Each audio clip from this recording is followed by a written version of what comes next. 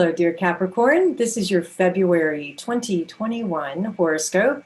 I am Jamie Dawn, your evolutionary, revolutionary astrologer, and we're going to talk about how some of our personal planets may be affecting you.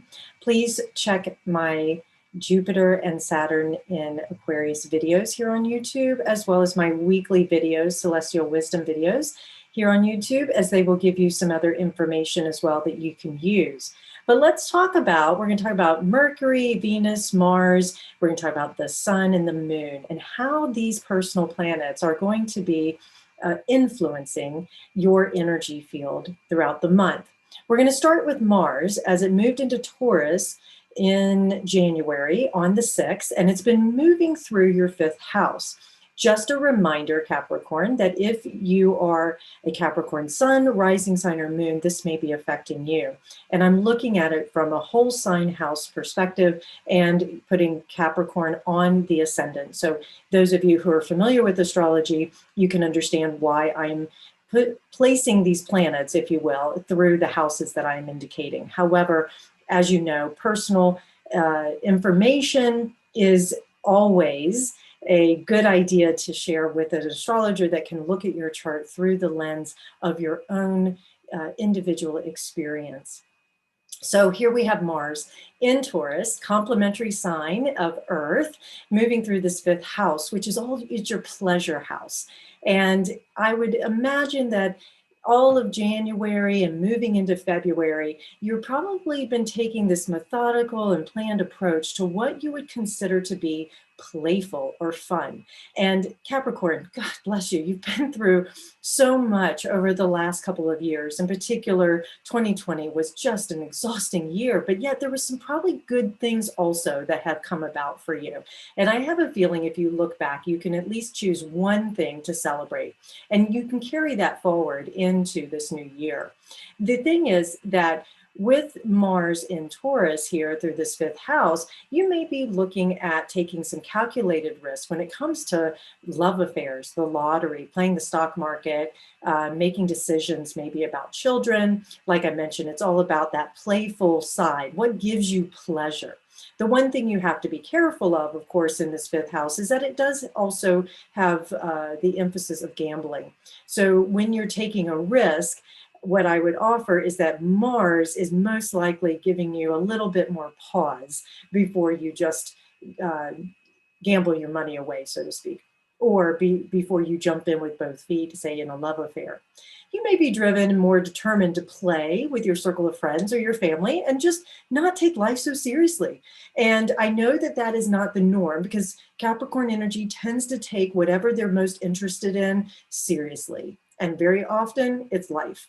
There's also this energy of fear or worry that you're not going to get it right or that you're going to fail. And what I love so much about Mars here is that it can give you the drive and that passion to be able to go, throw caution to the wind. Let's just have some fun in that pursuit of happiness and love and the expression that may drive you to be more creative.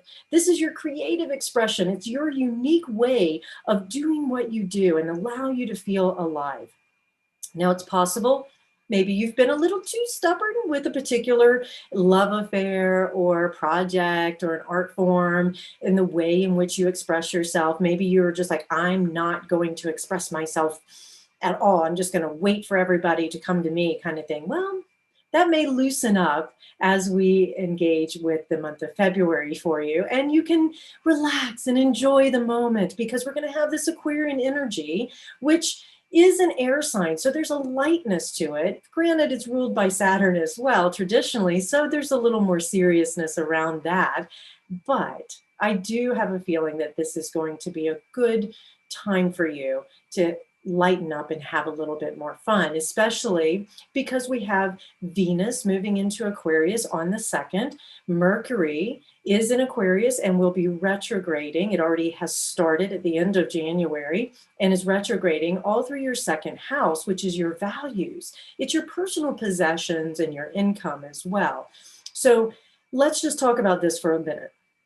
And one other thing, we do have a new moon on the 11th of February as well, with Venus canoodling Jupiter. So this could really activate and energize and expand this sense of values for you. And of course, with Mercury retrograding, it is going to mean that you're going to be revisiting certain things and maybe looking at reviewing matters pertaining to your resources, both financial and otherwise. This can allow you to have more fun.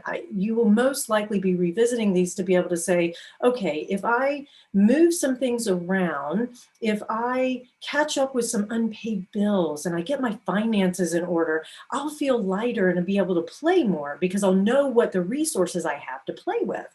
You may discover that you have less money than you thought, and you can use this time to come up with a viable plan that money management can help you with.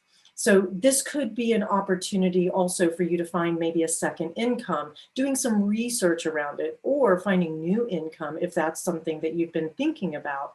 It's a good time to develop gratitude for life's wonderful blessings. Like I said, there's got to be at least one thing that you can be grateful for. And also, this does have to deal with our body. So you may be revisiting certain things in your physical body that just need some attention. So if you are feeling a little exhausted, it might be the mind because of Mercury influencing it. You might need to do some meditation, some going out in nature and just stop overthinking things, maybe take a nap, whatever it might be. So I want to talk again about the resources that you're going to be accumulating, or at least thinking about doing during this month. It's not a great time when a Mercury is retrograde to initiate new ideas. However, if you're revisiting, reorganizing, researching, all those RE words, it's a good chance to do that.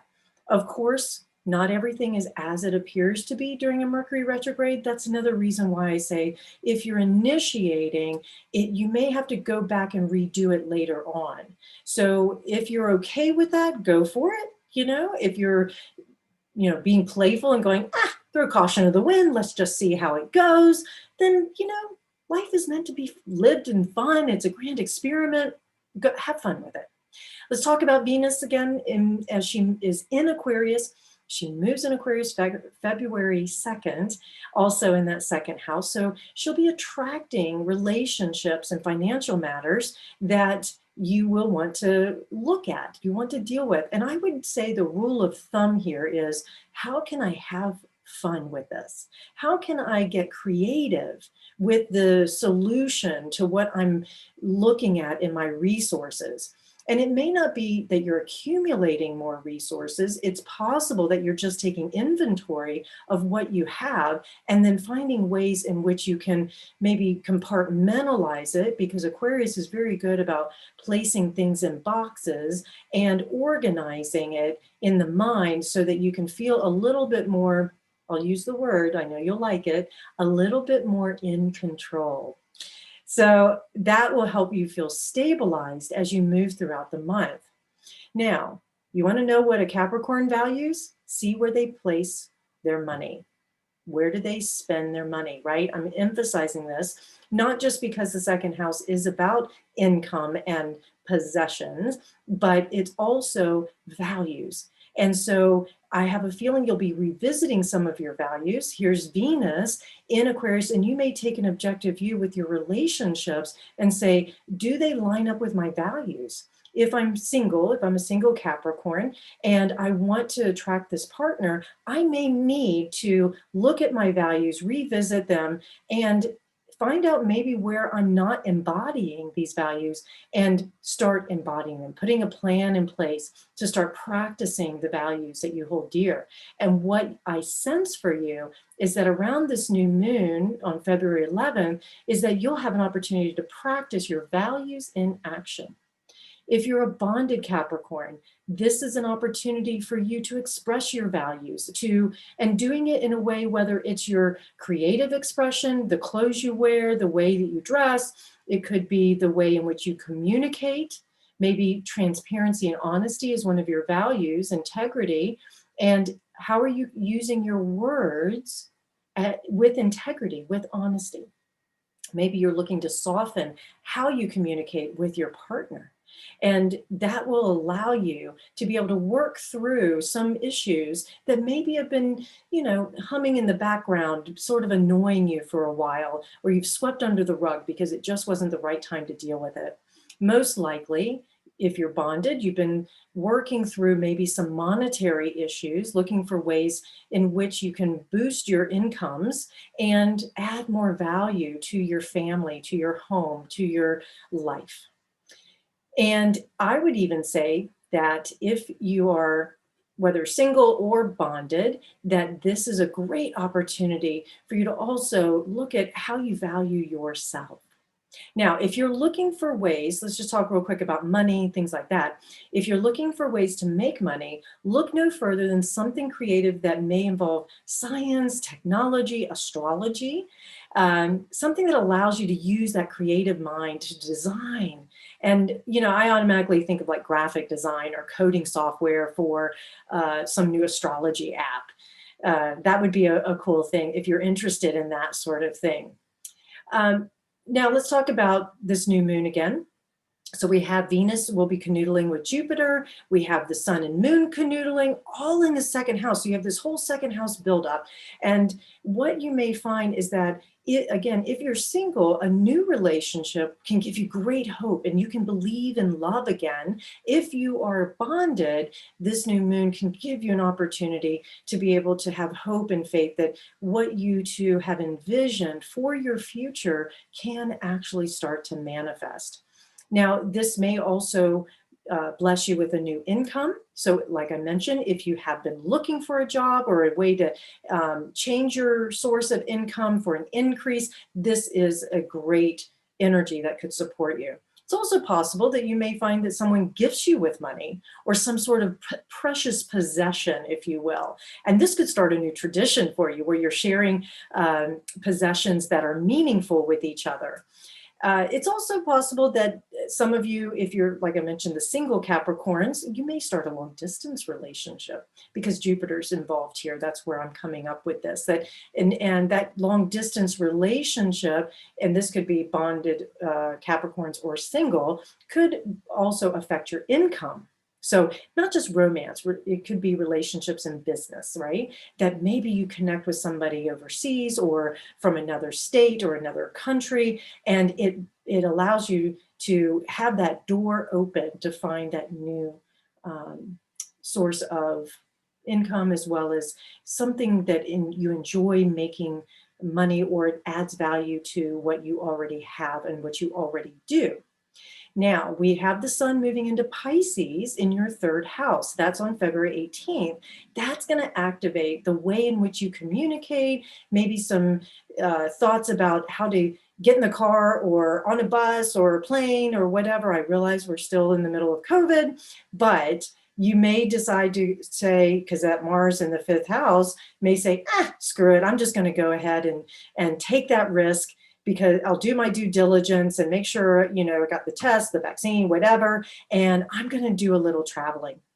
And I need to also make sure that if it's not travel, that I'm communicating with those that are in my care, those that I want to learn from as well. And you may find that this great compassion comes in through your communication sector, and that it can also offer more healing. So some of you Capricorns who are using your speech, your words, the way in which you maybe you're a preacher, maybe you're a practitioner, some sort of healing practitioner, and you're using your words in which to offer something of benefit to others.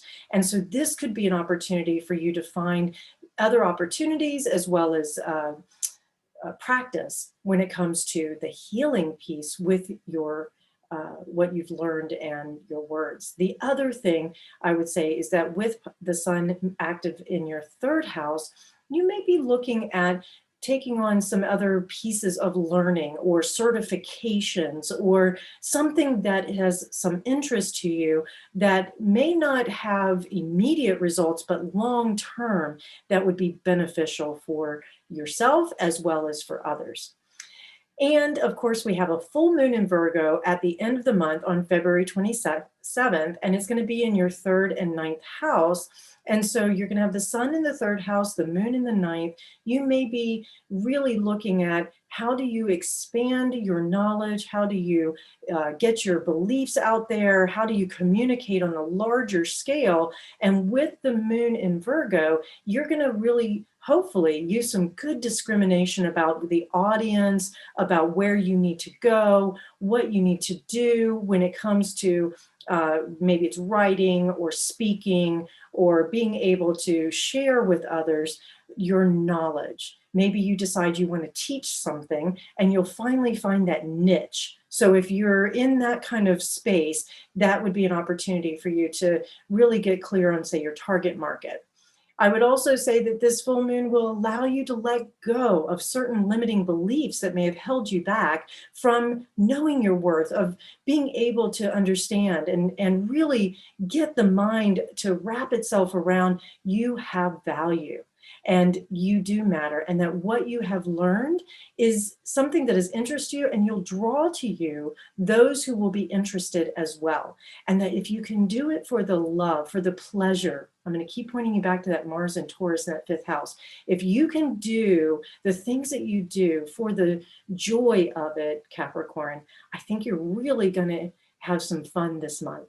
And that any challenges or conflicts or misunderstandings that come up, really look at how can I communicate better? Maybe I need to learn a little bit more about nonviolent communication, or maybe I need to work with a therapist or a coach on my self-worth so that I can build that up and remember that what I'm offering can be of great benefit, not only to myself, but to others. And that can add more value for yourself and maybe more confidence. I would say, Capricorn, that's probably the biggest thing that February will also give you is a little bit more confidence. And believe it or not, the more you play, the more you find great joy in what you're doing, the more confident you will become.